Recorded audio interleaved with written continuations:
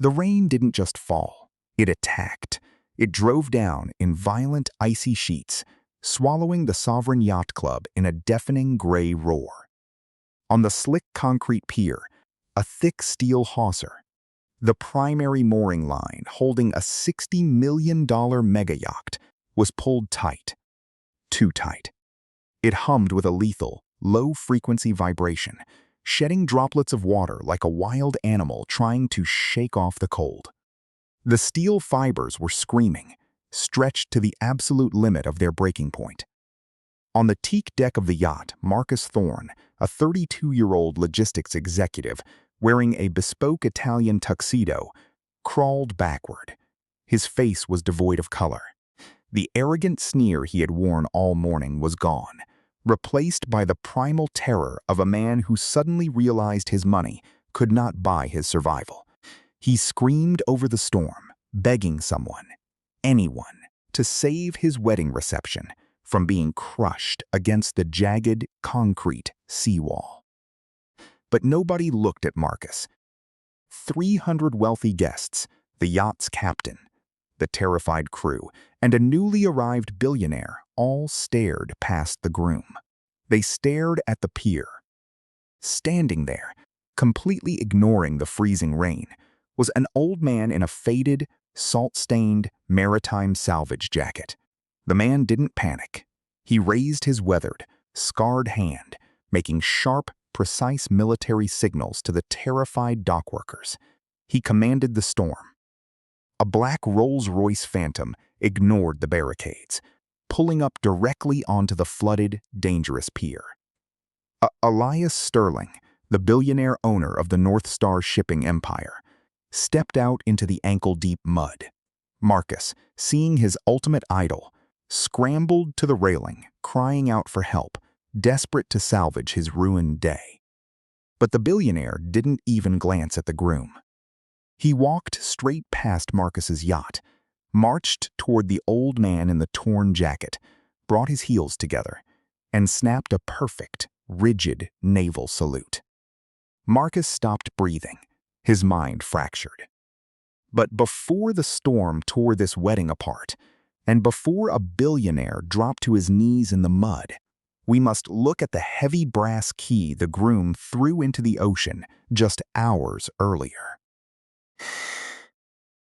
The morning had started with flawless, deceitful blue skies. The Sovereign Yacht Club, located on the most expensive stretch of deep-water coastline on the eastern seaboard, was a fortress of extreme wealth. The docks were lined with vessels that cost more than the GDP of small island nations. Security guards in crisp, white uniforms patrolled the perimeter, ensuring that the reality of the outside world didn't bleed into the pristine fantasy of the elite. Today, the crown jewel of the harbor, a tri-deck superyacht named the Sovereign, had been rented for the wedding of Marcus Thorne. For Marcus, this wasn't just a marriage to his beautiful fiancée, Sarah. It was a corporate coronation. It was the ultimate networking event disguised as a romance. Marcus was the ambitious, ruthless director of a mid-tier logistics firm. He didn't build things. He moved money. He moved contracts. And today, he was trying to move the biggest target of his life, Elias Sterling. Sterling was rumored to be attending the reception. If Marcus could secure just 5 minutes with the shipping magnate, a $50 million freight contract would be his. It would secure his promotion to CEO. It would make him untouchable. Waiters in tailored white jackets circulated the upper deck, balancing silver trays of champagne and caviar. A string quartet played classical music, the delicate notes floating over the gentle rhythmic lapping of the ocean waves against the fiberglass hull. Marcus stood by the glass railing, adjusting his Rolex. He surveyed the crowd. Politicians, hedge fund managers, socialites. Everything was perfect. Everything was sterile. Then, the heavy mahogany gates of the private club swung open. Captain Arthur Miller walked in. Arthur was 68 years old and he looked like a man who had been carved out of driftwood. His face was a map of deep, permanent lines, etched by decades of salt water, freezing winds, and sleepless nights on the open ocean.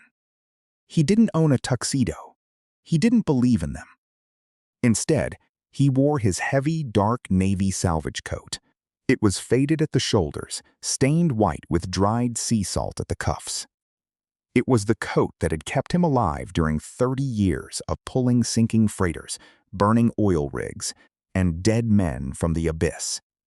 Around his neck, resting against his chest, hung a thick, tarnished brass key on a worn leather cord.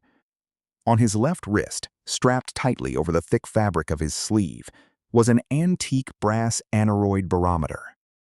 He was Sarah's father, and to Marcus Thorne, he was a living, breathing disease. Marcus spotted him immediately. The smile vanished from the groom's face, replaced by a mask of visceral disgust. He watched as Arthur walked slowly down the dock, his heavy, steel-toed leather boots thudding against the polished wood. Some of the wealthy guests paused, lowering their champagne flutes, staring at the old man as if a stray dog had wandered into a Michelin-star restaurant. Marcus's jaw tightened so hard his teeth ached. He didn't wait for Arthur to reach the yacht's ramp. He marched down the gangway, his patent leather shoes clicking sharply, intercepting the old man halfway down the pier. "What do you think you're doing?" Marcus hissed, his voice pitched low so the guests wouldn't hear, but dripping with absolute venom. Arthur stopped. He looked at his son-in-law calmly. His eyes, a pale, washed-out blue, held no anger, just a quiet, enduring patience. "I'm here to walk my daughter down the aisle, Marcus," Arthur said. His voice was gravelly, quiet, the sound of stones grinding underwater. "Not looking like a homeless fisherman. You aren't," Marcus spat. He stepped closer, crowding the old man, trying to use his height to intimidate him. "Do you have any idea who is on that boat right now?" "The board of directors, the city commissioner. Elias Sterling is going to walk through those gates any minute, and you show up smelling like engine oil and dead fish." "It's the uniform I wore when I raised Sarah," Arthur said softly, his expression unchanging. "She asked me to wear it. It honors the men of my crew who didn't come home." Marcus laughed, a harsh, ugly sound that cut through the ocean breeze. "I don't give a damn about your dead crew. I don't give a damn about your sentimentality. This is the real world, Arthur. The world of money, the world of power.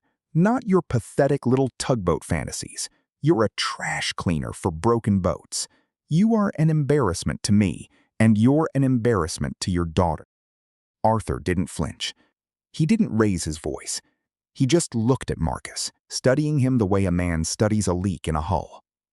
"A suit doesn't make a man, Marcus.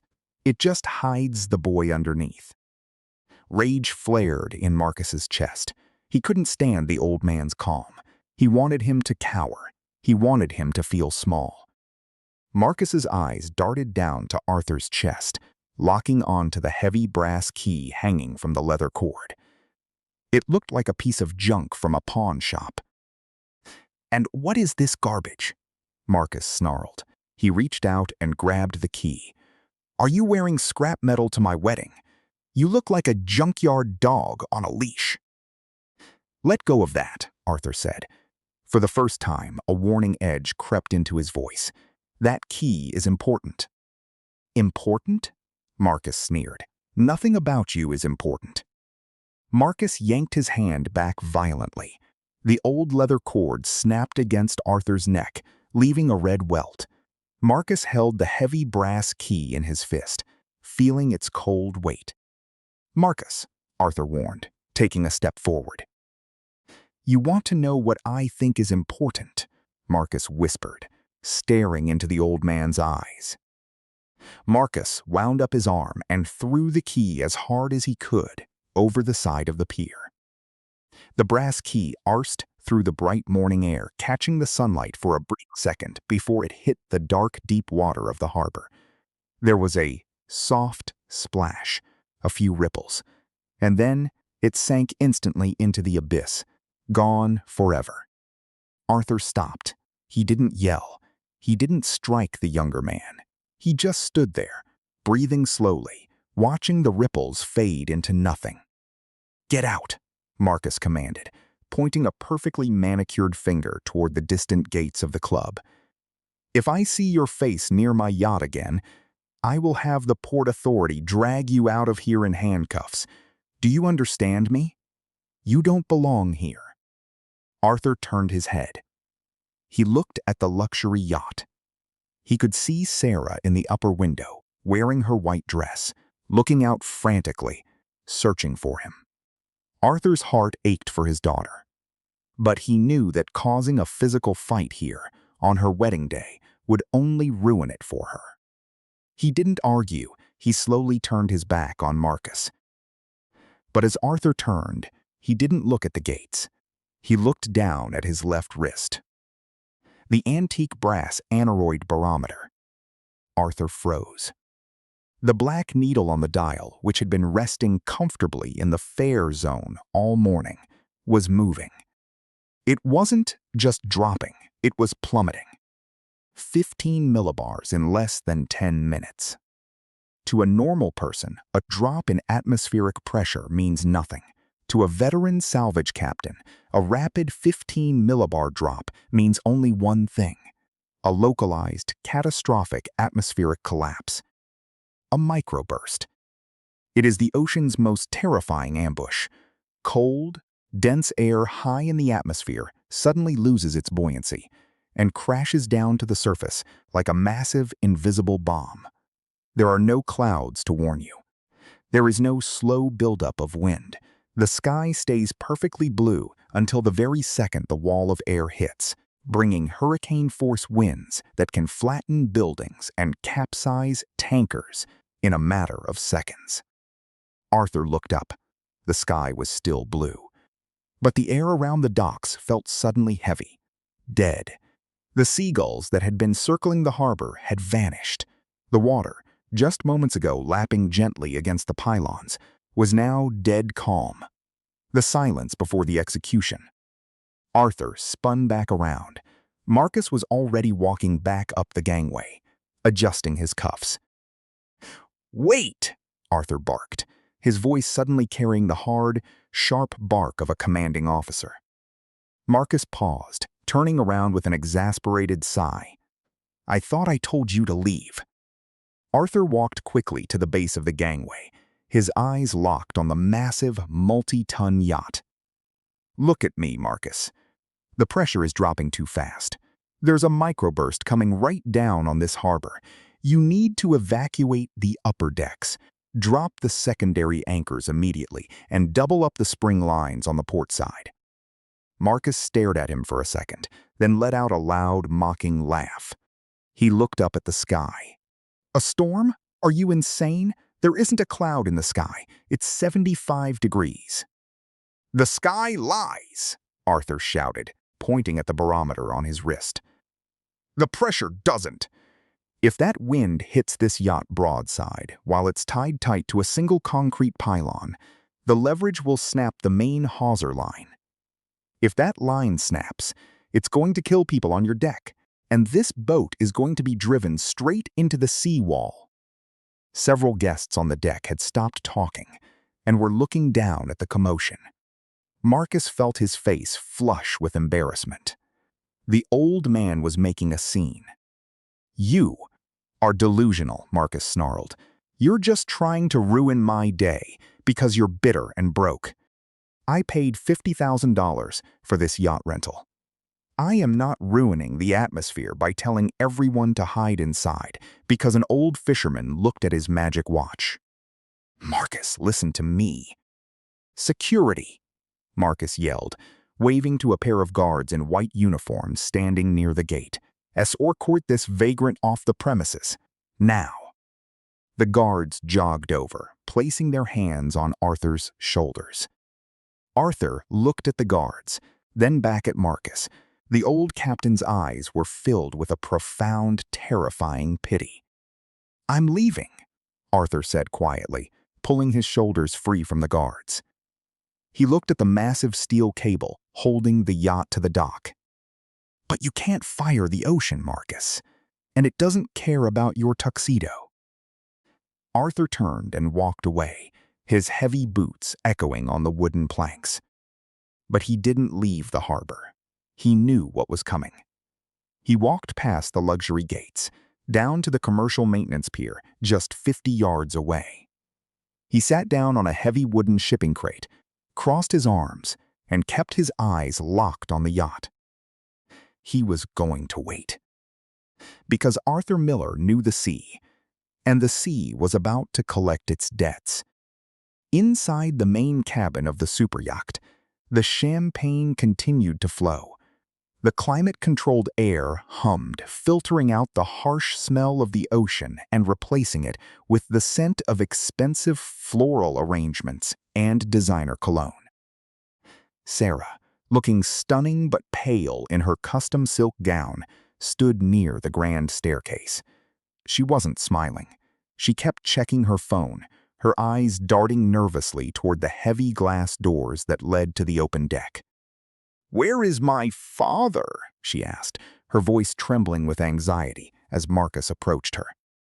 "He called," Marcus lied smoothly, handing her a fresh glass of champagne. His smile was perfectly practiced, betraying nothing of the confrontation on the docks. "He said his old truck broke down on the highway. He told us to go ahead without him. Don't worry, honey. Today is about us. And my future." Sarah looked down at her blank phone screen. "He didn't text me." "He's an old man, Sarah. He probably forgot to charge his phone," Marcus said, his tone dripping with patronizing patience. He gently turned her shoulders toward the crowd. "Now, please, smile. The city commissioner is looking at us, and Elias Sterling's assistant just texted. They are 10 minutes away. I need you to be perfect." But outside, the sky didn't care about Marcus Thorne's perfection.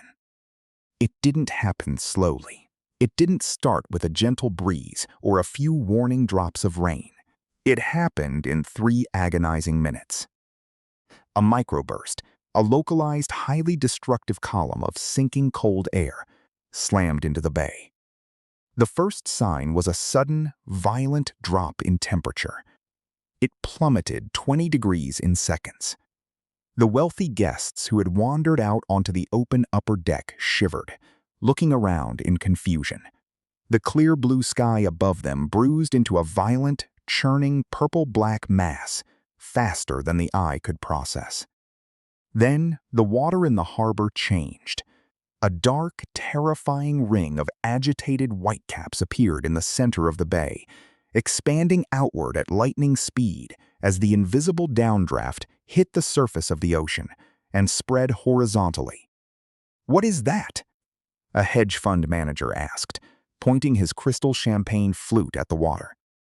Before anyone could answer, the wind hit the side of the 3-story yacht like a runaway freight train. It was an 80-knot gust, hurricane force. The impact was physically deafening. The heavy glass doors of the cabin blew open, shattering against their hinges. The string quartet's white canvas tent was ripped from its metal frame, spiraling up into the gray sky like a discarded napkin. Panic erupted instantly. 300 wealthy guests screamed, thrown off their feet, as the massive yacht violently tilted 15 degrees to the starboard side. Crystal glasses shattered. Trays of expensive food crashed to the teak floor. Women in high heels slipped and tumbled across the polished wood, grabbing onto anything they could find. "Start the engines!" Marcus screamed, his curated composure vanishing instantly as he crawled across the floor toward the captain's intercom on the wall. "Get us away from the dock! We're hitting the concrete!" Up in the bridge, the yacht's captain was already fighting the controls, his face pale with panic. "I can't!" The captain's voice crackled frantically over the loudspeaker, barely audible over the roaring wind.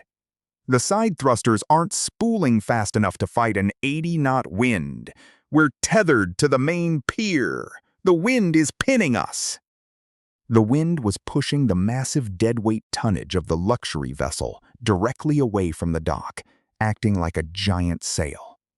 The yacht wanted to drift into the jagged, rocky seawall just 50 yards away.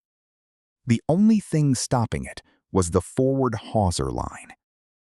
It was a braided steel and synthetic fiber cable, thicker than a man's arm, connecting the bow of the yacht to a massive concrete pylon on the pier. On the shore, sitting on his wooden crate in the pouring rain, Arthur Miller stood up. He didn't run for cover. He kept his eyes locked on the forward hawser line.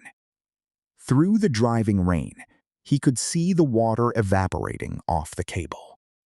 It wasn't evaporating because of the heat. It was evaporating because the extreme physical friction of the stretching steel fibers was generating intense thermal energy. Arthur knew exactly what was coming. Snapback.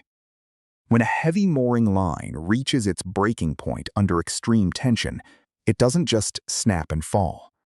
It violently recoils at speeds exceeding 500 miles per hour. Anything standing in the snapback zone, the path of the recoiling cable, is sliced in half. It can cut through solid wood, shatter fiberglass, and instantly kill a human being.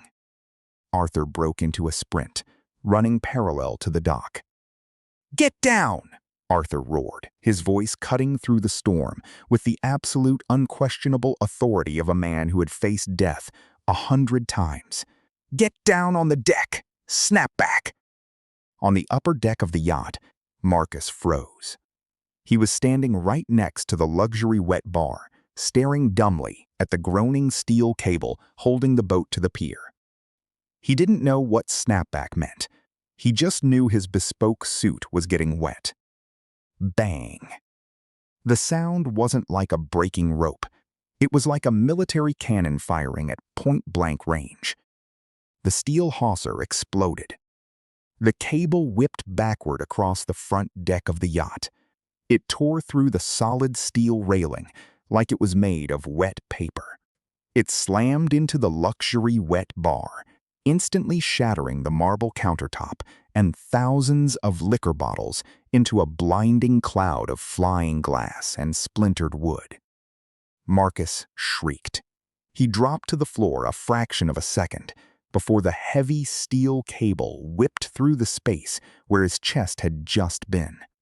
He curled into a tight ball, sobbing hysterically, covering his head as rain and debris rained down on his ruined tuxedo. But the nightmare had just begun.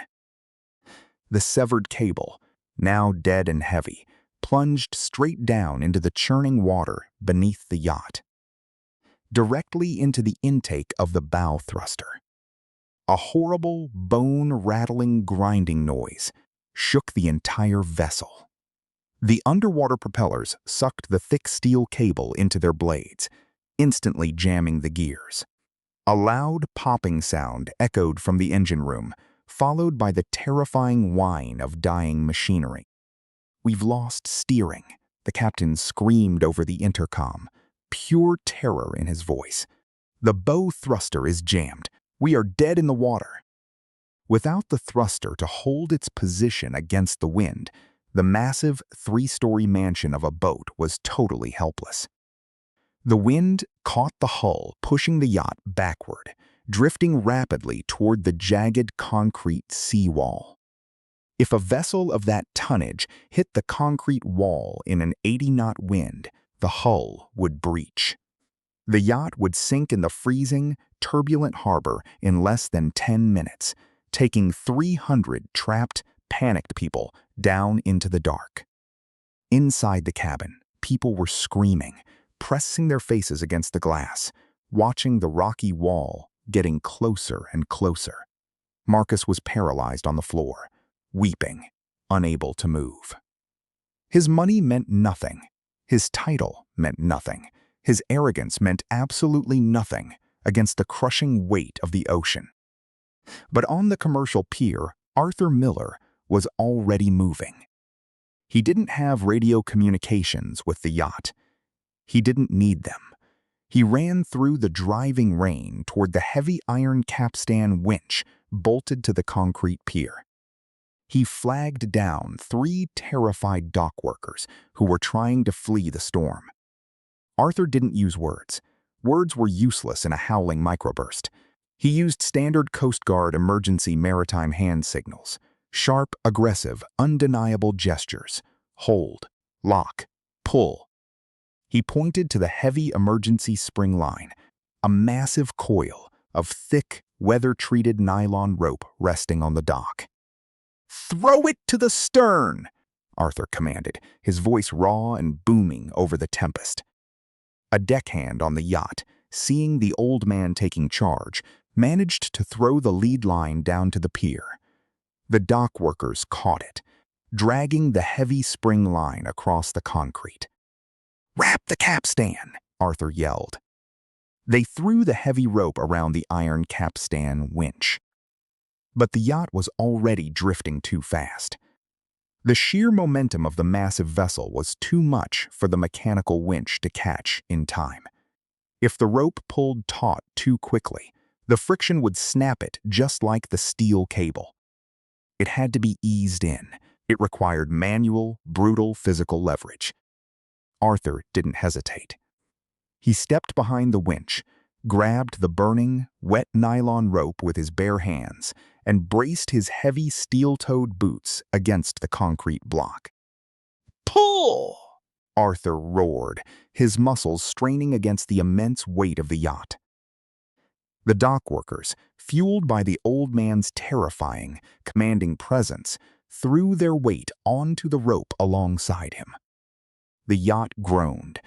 The rope tightened, screaming under the extreme tension.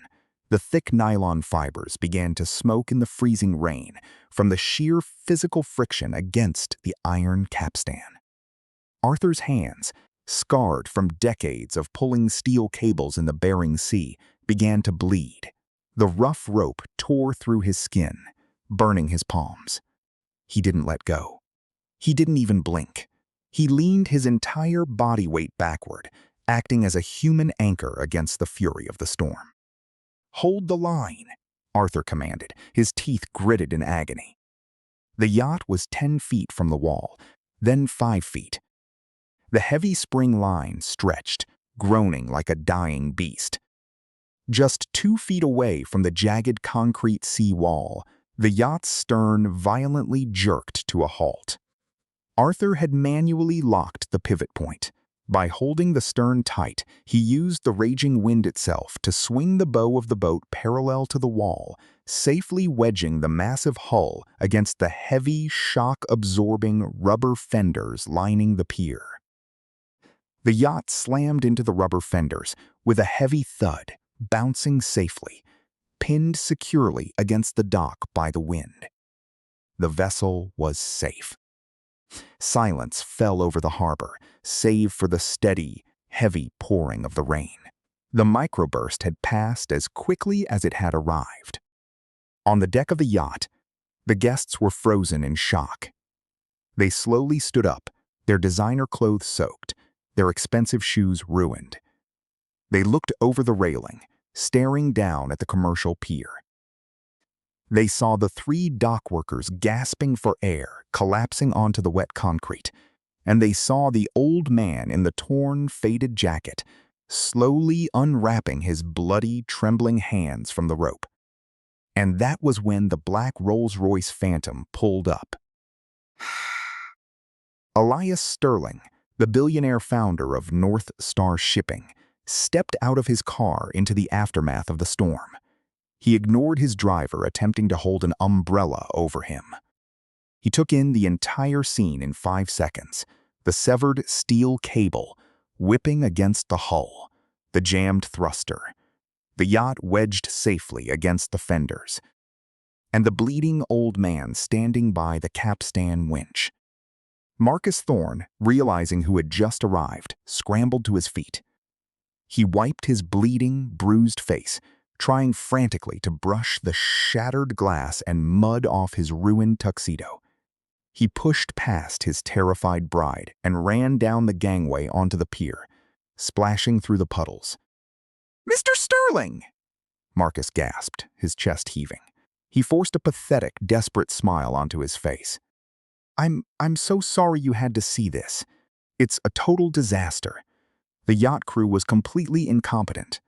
But my company, my logistics firm, we can still talk about the contract inside my private suite." Sterling didn't even look at him. The billionaire walked right past Marcus, treating him like a piece of debris washed up on the pier. Sterling marched straight toward Arthur. The billionaire's expensive, custom-tailored suit was getting soaked in the rain, but he didn't care. He stopped 2 feet in front of the old salvage captain. Sterling stood at absolute attention. He brought his heels together with a sharp click. He raised his right hand, keeping his fingers perfectly straight, and snapped a rigid, flawless naval salute.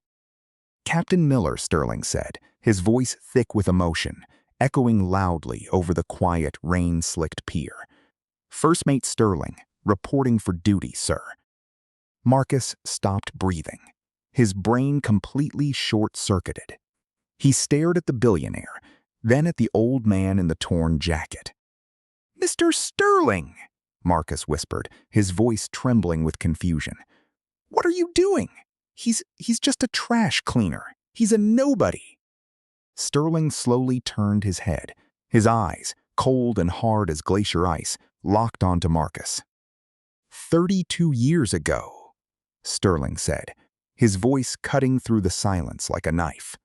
"I was a 20-year-old deckhand on a sinking freight ship in the middle of the Bering Sea. The hull was cracked, the water was freezing. The Coast Guard gave up on us. The Navy gave up on us. They said the storm was too dangerous." Sterling looked back at Arthur, profound reverence in his eyes. "But the salvage ship Vanguard didn't give up," Sterling continued. "The man standing in front of you drove his ship into 50-foot waves. When the winch broke, he tied a rope around his own waist, dove into the freezing dark, and pulled me and 6 other men out of the water with his bare hands."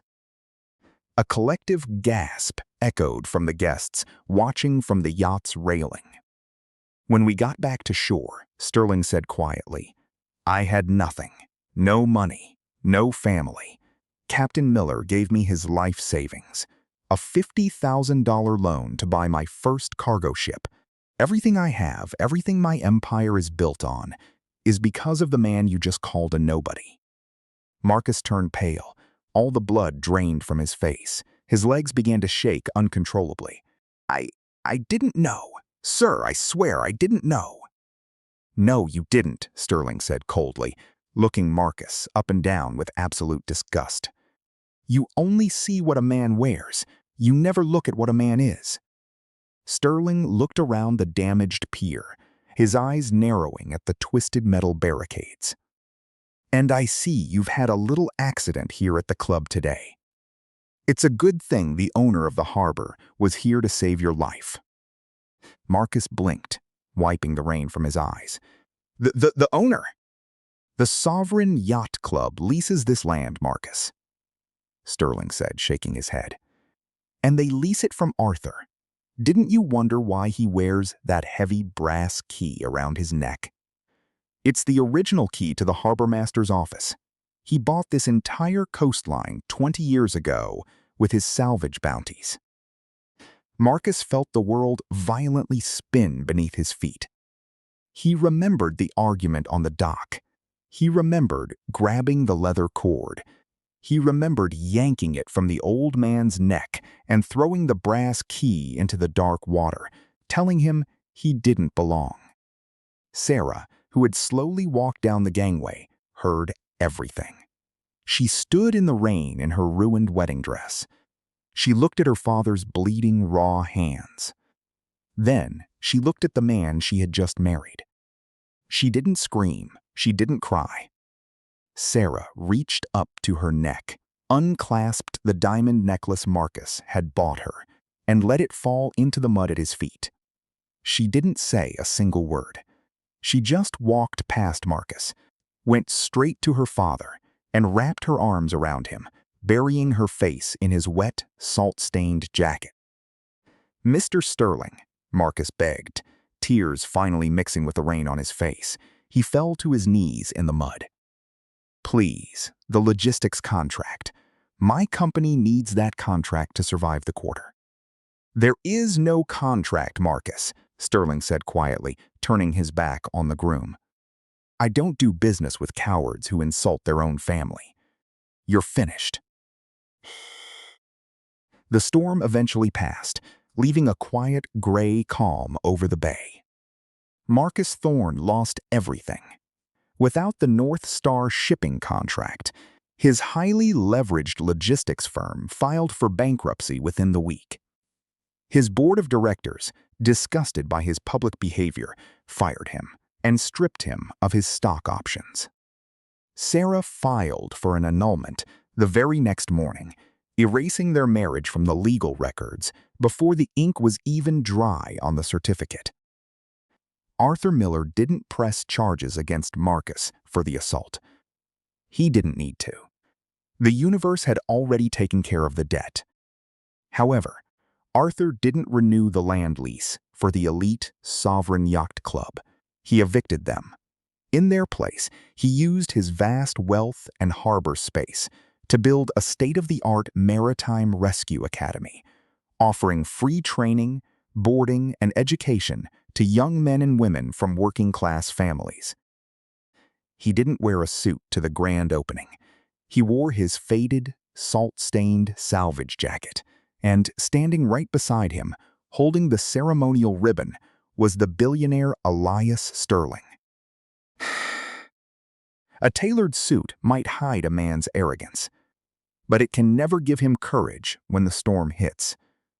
Marcus thought power was about the designer labels he wore and the money he chased. He thought he could step on anyone he viewed as beneath him to get to the top. But true power, the kind of power that moves mountains, commands oceans, and builds empires, is built on respect, sacrifice, and the silent strength of a humble hand. When you treat people like dirt because you assume they are poor, you never know when you are actually insulting the very person holding the key to your entire future. What about you? If you were Sarah, would you have forgiven Marcus for how he treated your father? Or would you have walked away exactly like she did? Let me know your thoughts down in the comments below. And if this story moved you, please hit that subscribe button. The truth always speaks loudest in silence. I'll see you in the next video.